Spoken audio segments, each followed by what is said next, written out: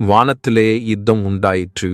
மிகாவேலும் அவனை சேர்ந்த தூதர்களும் வலுசர்வத்தோடு யுத்தம் பண்ணினார்கள்.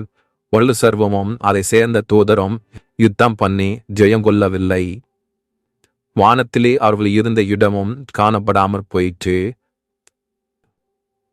உலக மனத்தையும் மோசம் போக்குகிற பிசாசு என்னும் சாத்தான் என்னும் சொல்லப்பட்ட பழைய பாம்பாகிய பெரிய வலுசர்வம் தள்ளப்பட்டது.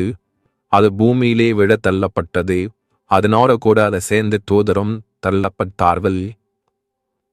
அப்போது வானத்திலே ஒரு பெரிய சத்தம் உண்டாகி, இப்போது இரட்சிப்பும் வல்லமையும் நமது தேவனுடைய ராஜ்யமும் அவருடைய கிறிஸ்துவின் அதிகாரமும் உண்டாயிருக்கிறது.